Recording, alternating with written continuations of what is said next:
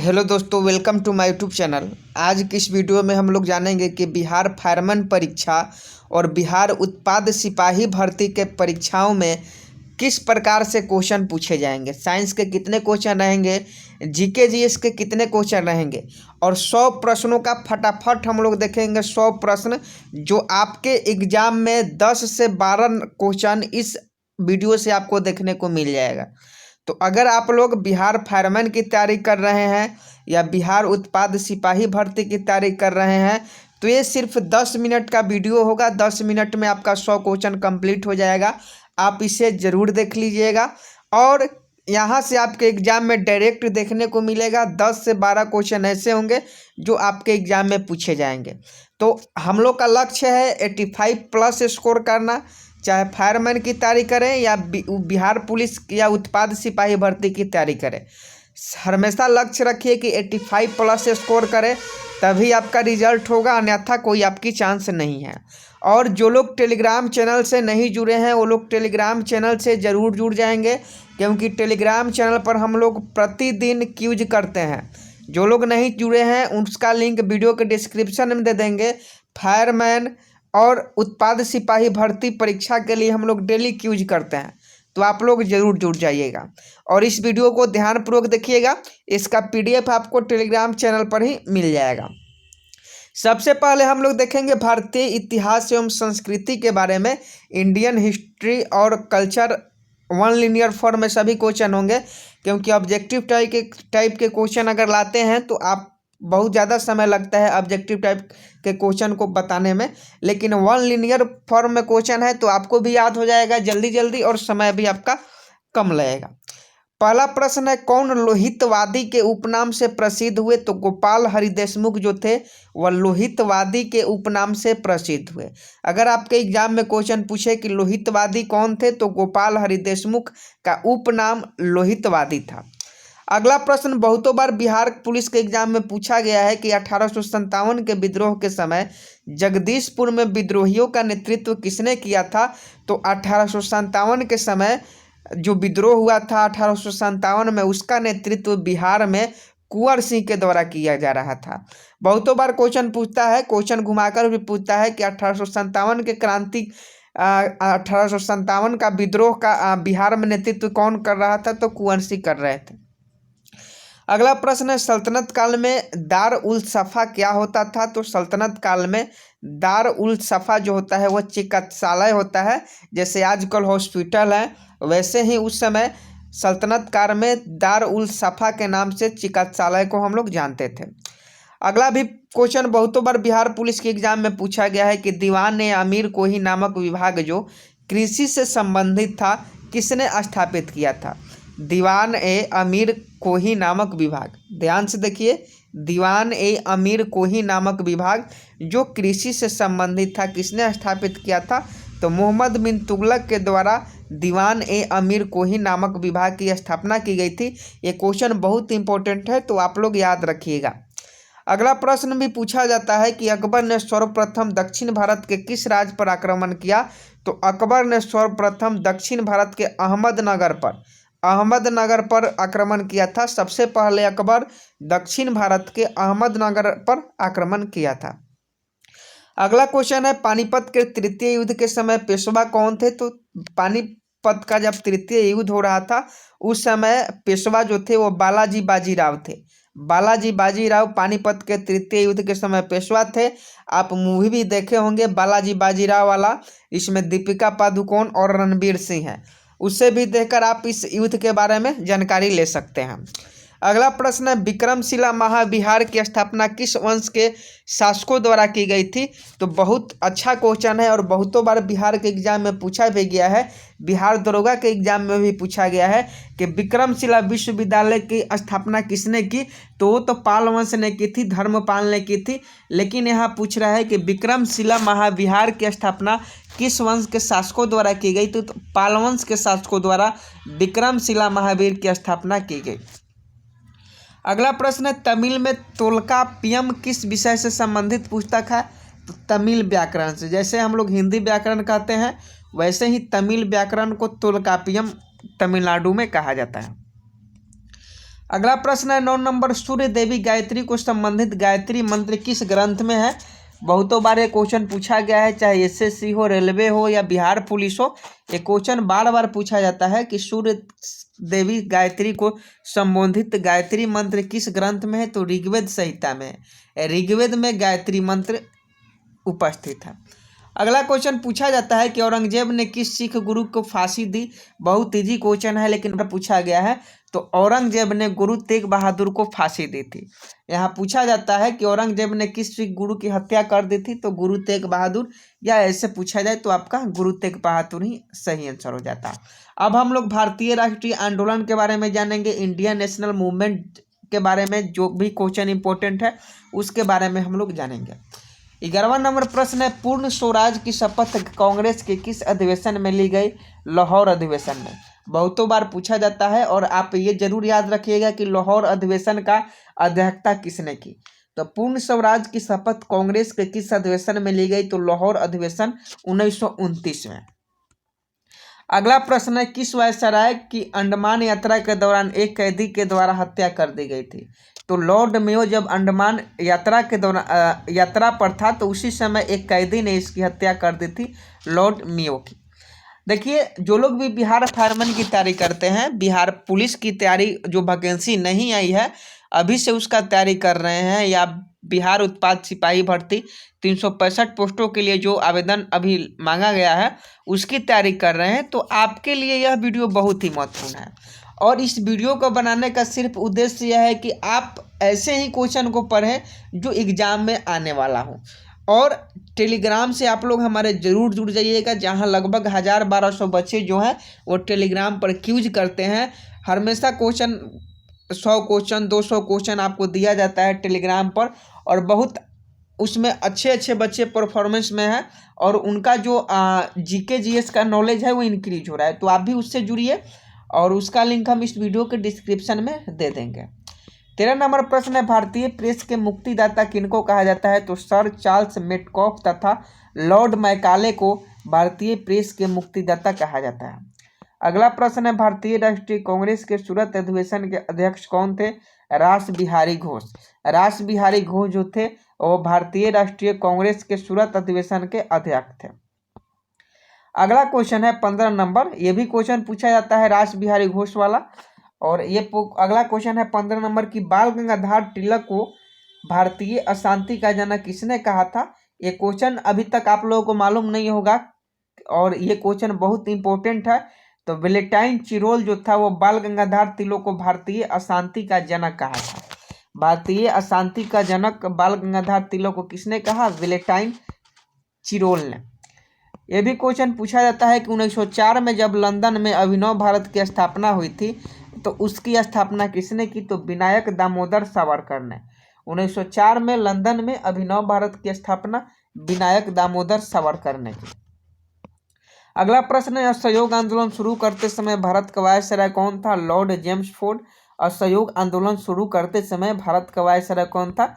Lord James Ford था। जब असहयोग आंदोलन शुरू हो रहा था 1922 में असहयोग आंदोलन शुरू हुआ, और जब असहयोग आंदोलन शुरू हुआ तो लॉर्ड जेम्स फोर्ड उस समय भारत का वायसराय था। बहुत इंपॉर्टेंट क्वेश्चन है। अगला प्रश्न है, दक्षिण अफ्रीका से लौटने के बाद महात्मा गांधी ने प्रथम सफल सत्याग्रह आंदोलन कहाँ पर आरंभ किया।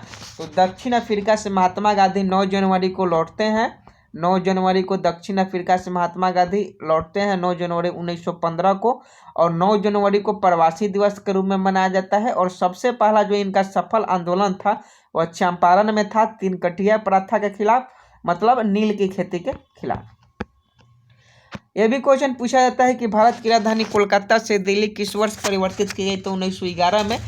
कुछ लोग 1912 भी कहेंगे। तो देखिए ऑप्शन में अगर 1911 नहीं है, 1912 है तो 1912 सही होगा, नहीं तो अगर 1911 है तो आपका 1911 सही होता। पहले क्या होता था मुगल काल में या सल्तनत दिल्ली सल्तनत काल में, कि पहले जो भी राजा अगर मान लीजिए कि दिल्ली में अगर वो जाना चाहता है तो क्या करता था कि अपनी राजधानी दिल्ली लेके चलता था। फिर कोई कोलकाता का राजा गद्दी पर बैठता था तो वो अपना राजधानी कोलकाता लेकर चला आता था। 20 नंबर क्वेश्चन है, 23 दिसंबर 1912 को भारत के गवर्नर जनरल हार्डिंग पर दिल्ली के चांदनी चौक में निकल रहे जुलूस पर बम फेंकने वाले नेता का कौन था? तो देखिए 23 दिसंबर 1912 को भारत के गवर्नर जनरल लॉर्ड हार्डिंग पर दिल्ली के चांदनी चौक में निकल रहे जुलूस पर बम फेंकने वाला जो नेता था वो रास बिहारी बोस था। और ये बिल्कुल सही आंसर है। रास बिहारी बोस ने 23 दिसंबर 1912 को भारत के गवर्नर जनरल लॉर्ड हार्डिंग पर दिल्ली के चांदनी चौक पर बम फेंका था। अगला हम लोग क्वेश्चन देखेंगे भारतीय संविधान एवं राज्य व्यवस्था से, क्योंकि आप सभी जानते हैं कि बिहार फायरमैन हो या बिहार उत्पाद सिपाही भर्ती हो, सब 10वीं लेवल पर है। तो 10वीं लेवल का ही हम लोग क्वेश्चन कर रहे हैं। आप सोशल साइंस के सभी क्वेश्चन देख सकते हैं। साइंस का भी क्वेश्चन अभी है आगे, क्योंकि अभी 100 क्वेश्चन है। अभी 21वां क्वेश्चन हम लोग देख रहे हैं। 21 नंबर प्रश्न है, किसने कि अनुच्छेद 356 एक मृत पत्र की भांति रहेगा, इसका प्रयोग अंतिम साधन के रूप में किया जाएगा? तो यह डॉक्टर भीमराव अंबेडकर का कथन है। अनुच्छेद 356 राष्ट्रपति शासन से संबंधित है। पहले जम्मू कश्मीर में 356 था, लेकिन अब हटा दिया गया है। तो अगर पूछे कि आर्टिकल 356 किससे संबंधित है, तो राष्ट्रपति शासन से संबंधित है। और इसका ये जो कथन है ये डॉक्टर भीमराव अंबेडकर ने कहा था। भारत के संविधान को कब पारित किया गया? तो 26 नवंबर 1949 को भारत के संविधान को पारित किया गया। 26 नवंबर 1949 को। संविधान के किस संशोधन द्वारा उसमें समाजवादी, धर्मनिरपेक्ष, अखंडता शब्द जोड़े गए? संविधान के किस संशोधन द्वारा उसमें समाजवादी, धर्मनिरपेक्ष तथा अखंडता शब्द जोड़े गए? तो 42वें संविधान संशोधन के द्वारा। 42वें संविधान संशोधन के द्वारा संविधान में समाजवादी, धर्मनिरपेक्ष, अखंडता शब्द को जोड़ा गया। 42वें संविधान संशोधन से बहुत सारे क्वेश्चन पूछे जाते हैं। जैसे पहले 21 साल वोट देने का अधिकार था, लेकिन 18 साल अब कर दिया गया है। किस संविधान संशोधन के तहत किया गया है? तो भी 42वें संविधान संशोधन के तहत किया गया था। अगला क्वेश्चन है 24 नंबर, संपत्ति के अधिकार को मौलिक अधिकारों की सूची से हटाकर वैधानिक अधिकार किस संविधान संशोधन द्वारा बनाया गया? तो 44वें संविधान संशोधन के द्वारा। 44वें संविधान संशोधन के द्वारा मौलिक अधिकारों, संपत्ति का अधिकार जो था वो मौलिक अधिकारों की सूची से हटाकर वैधानिक अधिकार में शामिल कर दिया गया। अगला प्रश्न देख लीजिए 25 नंबर है, व्यक्तिगत स्वतंत्रता के अधिकार को सुनिश्चित करने के लिए नागरिक किस अधिकारी के पास जा सकता है? तो व्यक्तिगत स्वतंत्रता के अधिकार को सुनिश्चित करने के लिए नागरिक जो है वो सर्वोच्च न्यायालय और उच्च न्यायालय में जा सकता है, क्योंकि सर्वोच्च न्यायालय और उच्च न्यायालय न्यायपालिका है। और व्यक्तिगत स्वतंत्रता का अधिकार मौलिक अधिकार के अंतर्गत आता है, और इस पर सुनवाई सर्वोच्च न्यायालय और उच्च न्यायालय के पास। अगर आपको कोई स्वतंत्रता का अधिकार का हनन हो रहा है तो आप इसका दरवाजा खटखटा सकते हैं। 26 नंबर क्वेश्चन है, किस लेख का शाब्दिक अर्थ है आपका अधिकार क्या है? ते लेख का क्यू वारंट राइट, ये सही है। लेख का ये बिल्कुल आपका सही आंसर है, एक प्रकार का रेट है। अगला प्रश्न है 27 नंबर। 27 नंबर आपका प्रश्न है, सुप्रीम कोर्ट एवं उच्च न्यायालय के न्यायाधीशों को किस प्रक्रिया द्वारा हटाया जा सकता है? तो संसद द्वारा महाभियोग पारित करके। अगर सुप्रीम कोर्ट एवं उच्च न्यायालय के न्यायाधीशों को हटाना है तो संसद जब महाभियोग पारित करेगा तभी संसद सुप्रीम कोर्ट के और उच्च न्यायालय के मुख्य न्यायाधीश को हटाया जा सकता है। अगला प्रश्न है, किस प्रकार के विधेयक पर राष्ट्रपति को अनिवार्य रूप से बिना पूर्ण विचार हेतु भेजे हस्ताक्षर करने पड़ते हैं? तो वित्त विधेयक पर। अगला प्रश्न है, उपराष्ट्रपति संसद के किस सदन का पदेन सभापति होता है? राज्यसभा का उपराष्ट्रपति जो होता है वो राज्यसभा का पदेन सभापति होता है। उपराष्ट्रपति बनने के लिए कम से कम आपका 30 साल उम्र होना चाहिए। और उपराष्ट्रपति को शपथ कौन दिलाता है? राष्ट्रपति दिलाता है। और अगर राष्ट्रपति का पद खाली है तो उपराष्ट्रपति कितने महीनों तक उसको संभालेगा? तो 6 महीने तक उसको संभालेगा। 30 नंबर क्वेश्चन है, लोकसभा के सामान्य कार्यकाल को 5 वर्ष से अधिक करने का अधिकार किसे प्राप्त है? तो संसद को केवल राष्ट्रीय संकट के समय। संसद को केवल राष्ट्रीय संकट के समय लोकसभा के सामान्य कार्यकाल को 5 वर्ष से अधिक किया जा सकता है। अगला प्रश्न है, 3 प्रमुख अखिल भारतीय सेवाएं कौन सी है? तो भारतीय प्रशासनिक सेवा, भारतीय विदेश सेवा एवं भारतीय पुलिस सेवा जो है ये 3 प्रमुख अखिल भारतीय सेवा हैं।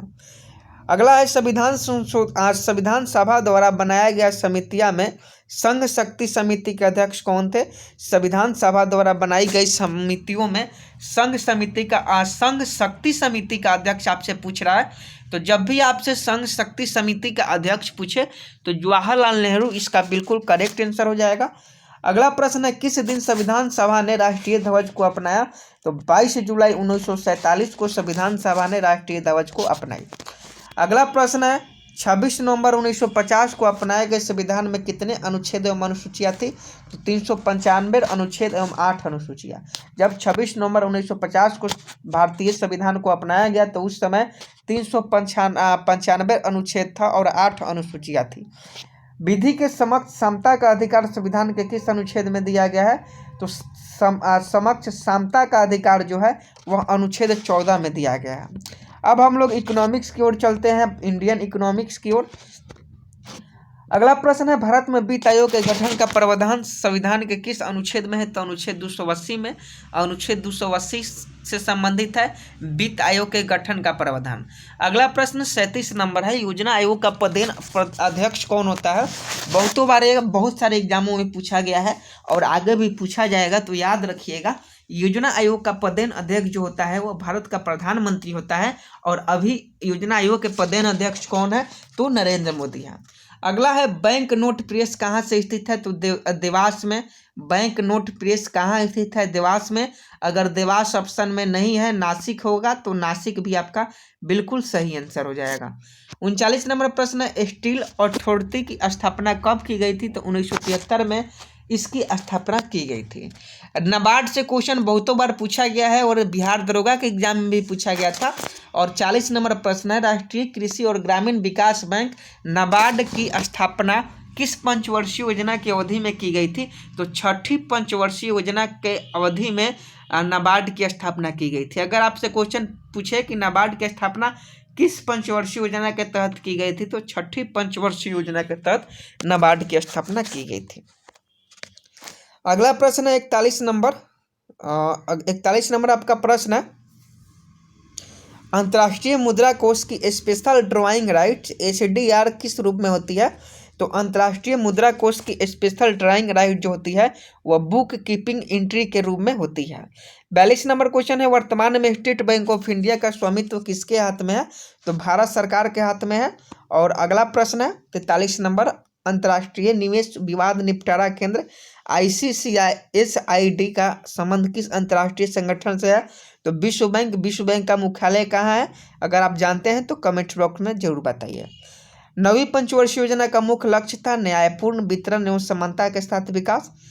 स्वर्ण जयंती ग्रामीण स्वरोजगार योजना, स्वर्ण जयंती ग्रामीण स्वरोजगार योजना पर होने वाले व्यय को केंद्र एवं राज्य सरकार किस अनुपात में वहन करती है? तो 75:25 के आधार पर। अब हम लोग जानते हैं भूगोल के प्रश्न। भूगोल क्षेत्रफल की दृष्टि से विश्व का 5वां सबसे बड़ा देश कौन सा है? ब्राजील है। लडोगा झील किस देश में स्थित है? रूस में है। हिंदुस्तान पेट्रोलियम कॉर्पोरेशन लिमिटेड का मुख्यालय कहाँ पर है? मुंबई में। देखिए, जो लोग वीडियो को अभी तक लाइक नहीं किए हैं, वीडियो को लाइक कर दीजिए। और अगर इस वीडियो पर अच्छा परफॉर्मेंस आपका रिस्पांस आता है, अगर इस वीडियो पर अच्छा रिस्पांस आप सभी का आता है, तो इसका दूसरा वीडियो जल्द ही हम अपलोड करेंगे। और आपको हर तरीके से हम चाहते हैं कि बिहार फायरमैन और बिहार उत्पाद सिपाही भर्ती में आप 85+ स्कोर करें।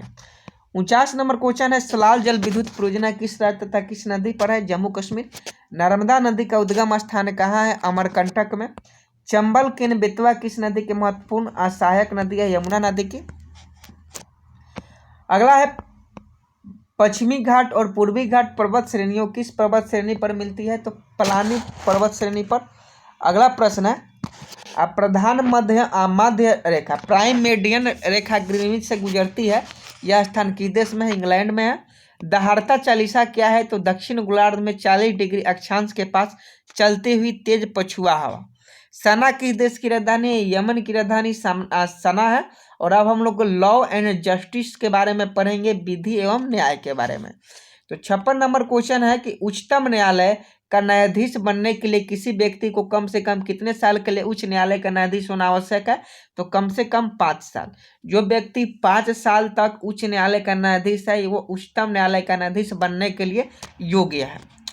अनुच्छेद 143 के अंतर्गत राष्ट्रपति को किन 2 श्रेणियों में उच्चतम न्यायालय से राय लेने का अधिकार है? तो अनुच्छेद 143 के अंतर्गत सार्वजनिक महत्व के किसी मसले पर विधिक प्रश्न उठने पर एवं किसी पूर्व संवैधानिक संधि समझौता आदि मामलों पर विवाद उत्पन्न होने पर वह जो है उच्चतम न्यायालय से राय ले सकता है। कौन संवैधानिक संशोधन अधिनियम अखिल भारतीय विधिक सेवा के निर्माण की व्याख्या का प्रावधान करता है? तो 42वां संशोधन अधिनियम 1976। यह किसकी शपथ के प्रारूप का भाग है? मैं सम्यक प्रकार से और श्रद्धापूर्वक तथा पूरी योग्यता, ज्ञान और विवेक से अपने पद के कर्तव्यों का भय एवं पक्षपात, अनुराग या द्वेष के बिना पालन करूंगा। केंद्रीय सतर्कता आयुक्त। किस अनुच्छेद के अंतर्गत तदर्थ न्यायाधीशों की नियुक्ति की जाती है? अनुच्छेद 147। प्रथम बार लोकपाल विधेयक संसद में किस वर्ष में प्रस्तुत किया गया? वर्ष 1968 में। संविधान की कार्यप्रणाली की समीक्षा करने के लिए वर्ष 2000 में बनाए गए आयोग के अध्यक्ष कौन थे? श्री M.N. वेंकटचलैया। सर्वप्रथम लोकायुक्त का गठन 1971 में किस राज्य में किया गया? महाराष्ट्र में। राज्य की लोक सेवाओं में न्यायपालिका को कार्यपालिका से पृथक करने का प्रावधान किस अनुच्छेद के अंतर्गत किया गया? अनुच्छेद 50 के। अब हम लोग खेलों के बारे में जानते हैं। खेल से रिलेटेड इंपॉर्टेंट क्वेश्चन। खेलों की रानी किसे कहा जाता है? एथलीट्स को। Punch, cut, knock out, flyweight शब्द किस खेल में प्रयोग किए जाते हैं? बॉक्सिंग में बहुतों बार पूछा गया है। 68 नंबर क्वेश्चन है, रावलपिंडी एक्सप्रेस किस क्रिकेट खिलाड़ी का निक नेम है? शुएब अख्तर का। बॉलीवुड का था। धक्का लगाने वाली प्रथम भारतीय महिला क्रिकेट खिलाड़ी कौन है? शांता रंगास्वामी। बाईचुंग भूटिया किस राज्य के हैं? सिक्किम राज्य के। इस बार पूछा था कि बाईचुंग भूटिया किस खेल से संबंधित है? तो तीरंदाजी से संबंधित है और ये बहुत इंपॉर्टेंट है आपके एग्जाम के दृष्टि से। धनु विद्या किस देश का राष्ट्रीय खेल है? भूटान का। नई दिल्ली का अम्बेडकर स्टेडियम किस खेल से संबंधित है? फुटबॉल से। सान्या रिचर्ड्स किस खेल को विश्व प्रसिद्ध खिलाड़ी है? एथलेटिक्स की। कोनेरू हम्पी किस खेल की प्रमुख खिलाड़ी है? शतरंज, चेस की। कृषि से संबंधित क्वेश्चन पर अगर हम देखें तो संयुक्त राष्ट्र संघ ने किस वर्ष को आलू वर्ष के रूप में मनाया? तो वर्ष 2008 को संयुक्त राष्ट्र संघ ने आलू वर्ष के रूप में बनाया। संयुक्त राष्ट्र की स्थापना 25 अक्टूबर 1942 को 24 अक्टूबर 1942 को हुई थी और यूएनओ की जो मुख्यालय है वो न्यूयॉर्क में अमेरिका न्यूयॉर्क में है। आप सभी जानते हैं यूएनओ का, यूनाइटेड नेशन ऑर्गेनाइजेशन का मुख्यालय। 77 नंबर क्वेश्चन है, देश का प्रथम राज्य कृषि विश्वविद्यालय कौन सा है? तो पंडित गोविंद बल्लभ पंत कृषि एवं तकनीकी विश्वविद्यालय पंतनगर। अगला प्रश्न देखिए, भारतीय राष्ट्रीय कृषि सहकारी विपणन संघ की स्थापना कब की गई? 2 अक्टूबर 1958 को। 79 नंबर क्वेश्चन है, देश का प्रथम कृषि विज्ञान केंद्र कहाँ पर स्थित है? पुडुचेरी में है देश का प्रथम कृषि विज्ञान केंद्र। याद रखिएगा अगर पूछे कि देश का प्रथम कृषि विज्ञान केंद्र है पुडुचेरी। गाजर किस विटामिन का अच्छा स्रोत है जी? तो विटामिन ए का। आम की रुमानी प्रजाति कौन सी है? Off season variety. सोडियम देख लीजिए, सोडियम बेंजोएट किसके फल उत्पाद संरक्षण हेतु प्रयुक्त होता है? अमरूद जैली का। आलू की कौन सी प्रजाति चिप्स के लिए उपयुक्त है? चिप्सोना 1, 2 व 3। भारतीय कृषि अनुसंधान संस्था की स्थापना कब हुई थी? तो 1905 में। 1906 में इंडियन कांग्रेस मुस्लिम लीग की स्थापना होती है और भारतीय कृषि अनुसंधान संस्था की स्थापना जो था 1905 में हुई। अगर जनरल साइंस के क्वेश्चन की बात करें तो घेघा रोग किसकी कमी से होती है? थायरॉक्सिन की कमी से, विटामिन डी की कमी से, आयोडीन की कमी से। प्रतिजैविक पेनिसिलिन किससे प्राप्त की जाती है? फंगस से, कवक से। विक्रम साराभाई स्पेस सेंटर तिरुवनंतपुरम में है, बहुतों बार क्वेश्चन पूछा है। एयर कंडीशनर किसको नियंत्रित करता है? ताप तथा आर्द्रता को। कंप्यूटर के संबंध में डॉस का क्या अर्थ है? Disk operating system, DOS. विश्व के सबसे बड़े कंप्यूटर नेटवर्क का क्या नाम है? इंटरनेट। मिश्र धातु बैल धातु में क्या होता है? तांबा तथा टिन। तांबा 80% होता है और टिन जो है 20% होता है। जीवन रक्षक हार्मोन किस ग्रंथि से स्रावित होते हैं? एड्रिनल ग्रंथि से। नियासिन की कमी से किस रोग की संभावनाएं होती है? प्लेगरा रोग की। और अगला प्रश्न है, 1 मेगावाट घंटा MWH कितने जूल के बराबर होता है? तो 3.6 गुने 10⁻⁹। एड्स की बीमारी किसके द्वारा फैलती है? विषाणु द्वारा, सभी लोग जानते हैं। पारसेक किसकी इकाई है? खगोलीय दूरी की पारसेक इकाई है।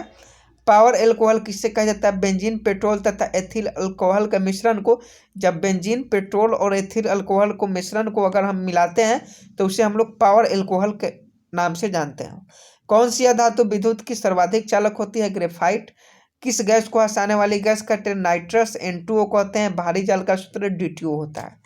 तो ये हमारा जो था वो पूरा क्वेश्चन था। ये हमारा क्वेश्चन था बिहार फायरमैन और बिहार उत्पाद सिपाही भर्ती के लिए बहुत ही इम्पोर्टेंट क्वेश्चन। और इसमें से बहुत सारे क्वेश्चन ऐसे थे जो आपके बिहार के किसी न किसी एग्जाम में पूछे गए थे, और बहुत सारे क्वेश्चन ऐसे भी हैं जो फायरमैन और उत्पाद सिपाही के परीक्षा में पूछे जाएंगे। तो आप लोग से यही मैं कहना चाहूँगा कि आप लोग इसका PDF ले लीजिएगा।